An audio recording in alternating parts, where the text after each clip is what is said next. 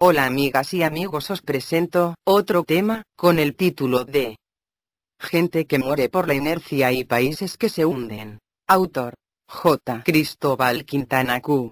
En la voz de Carmen. Esto lo escribí en el año 2009 para enviárselos a mis contactos en los correos electrónicos masivos.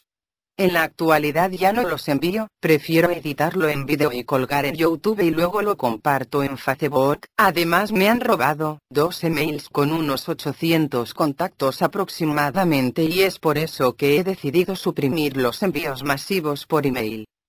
A continuación os entrego algo que lo escribí con el afán de concienciar a las personas, para que dejen de actuar por inercia, buscando, quizás, mejorar el comportamiento de las personas de todos los países de habla hispana.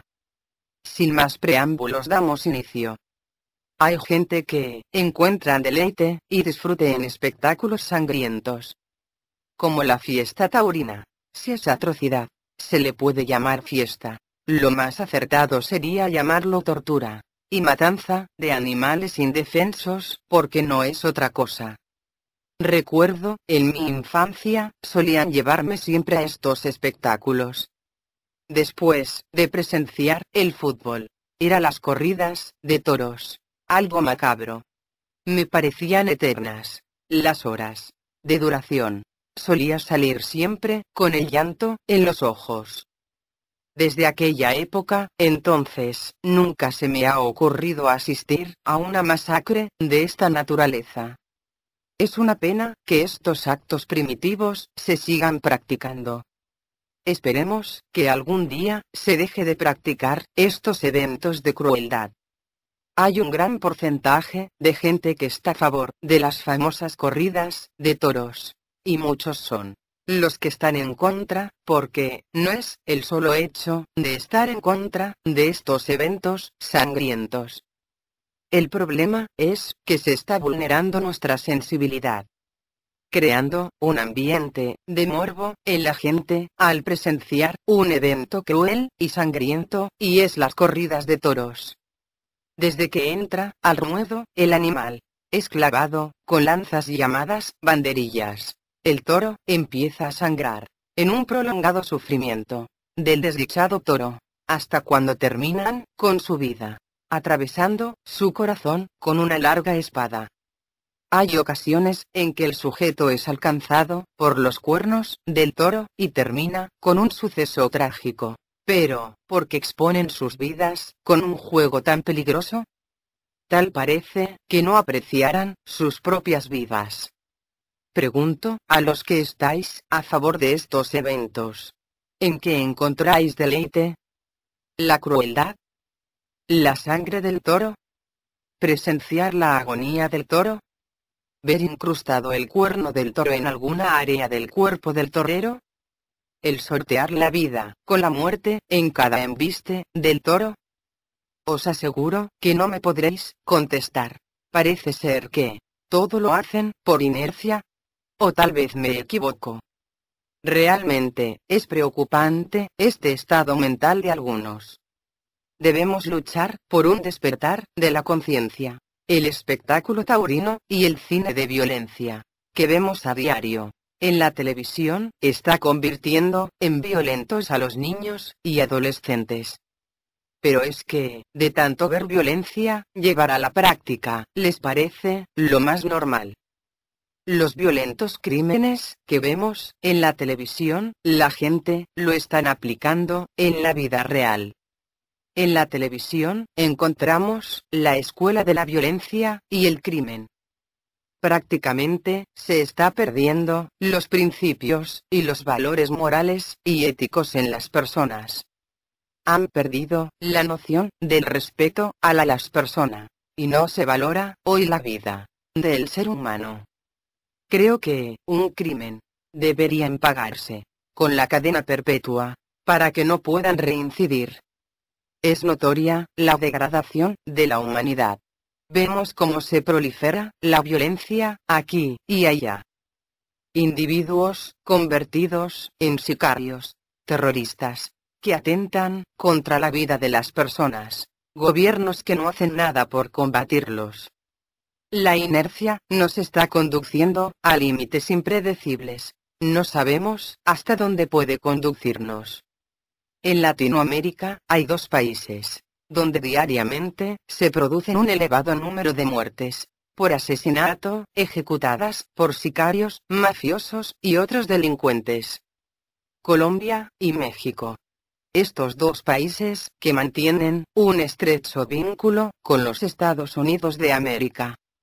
Los gobiernos de los 2 países mencionados no han salido aún de la esclavitud económica. Los norteamericanos los han sometido a muchos países de Latinoamérica. En la actualidad, quedan pocos los países latinoamericanos no emancipados. Es decir, los países que todavía tienen la deuda con los norteamericanos. Los que no han podido emanciparse y liberarse de la deuda o las cadenas, seguirán siendo títeres. Son las condiciones exigidas para seguir concediéndoles los préstamos.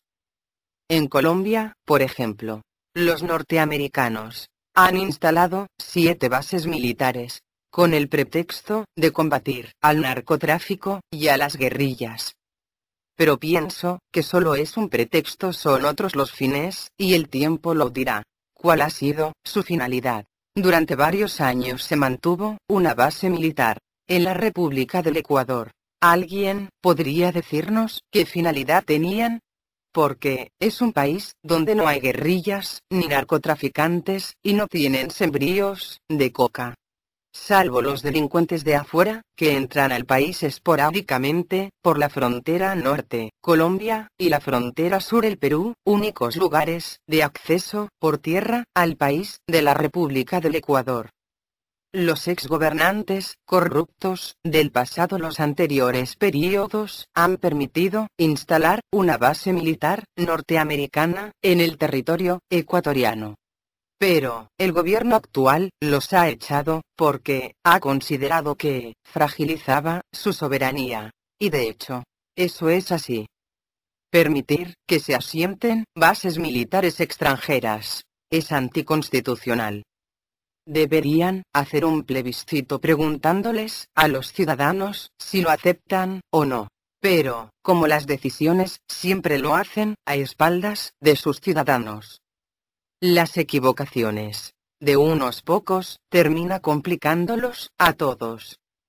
Son varios los casos, y de forma reiterada, que se han practicado estos tipos de equivocaciones por los gobiernos de varios países, aunque las consecuencias son para los ciudadanos, porque ellos son quienes las pagan. Mientras, unos son los que se endeudan, otros son los que la pagan. Son muchos los que se sacrifican, pero paradójicamente pocos los que lo disfrutan. Cabría bien mencionar aquel adagio que dice: el avivado vive del tonto, y el tonto de su trabajo. Mientras la inercia se apodera de las masas humanas, seguirán los avivados haciendo de las suyas. La brecha entre el rico y el pobre es cada vez más larga e inalcanzable. Como consecuencia de todo esto, hay mayor violencia, y la inconformidad repercute en el comportamiento de los individuos.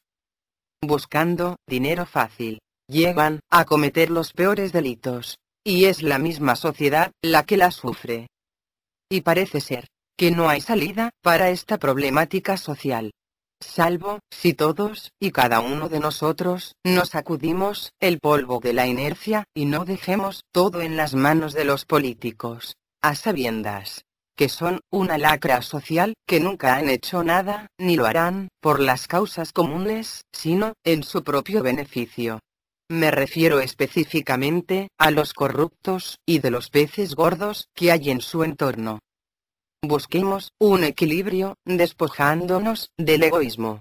Pensemos que el sol sale para todos, y todos tienen el mismo derecho a vivir con dignidad. Luchemos por una humanidad sin miseria, compartiendo el pan con el que no lo tiene.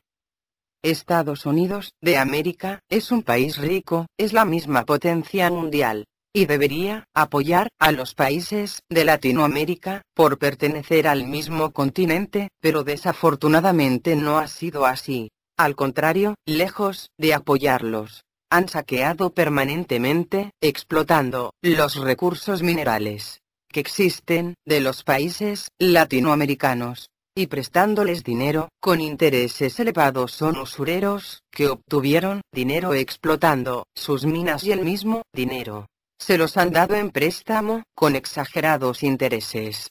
Es decir, que se ganan en lo crudo y en lo cocido. En Europa es todo diferente. España, por ejemplo, durante la dictadura de Franco, este país sufrió la represión y la pobreza jamás imaginada, ya que no tiene los recursos naturales que Latinoamérica posee. Según comentan los mayores, que vivieron una etapa de pobreza que hasta se vieron en la necesidad de alimentarse con las cáscaras de patatas, naranjas y plátanos. Para abrigarse del frío, se cubrían por dentro con papel periódico.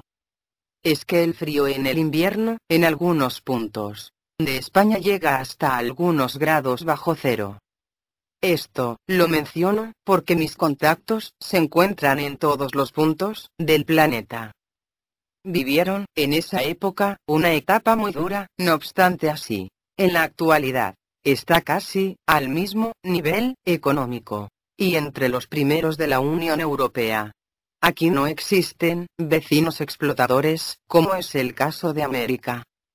Antes que se produzca la unión de países europeos, España recibió ayuda de los países vecinos, aunque solo sea brindándoles acogida y trabajo a todos aquellos que acudían a trabajar en sus países. Hoy en día, España se codea entre las mismas potencias.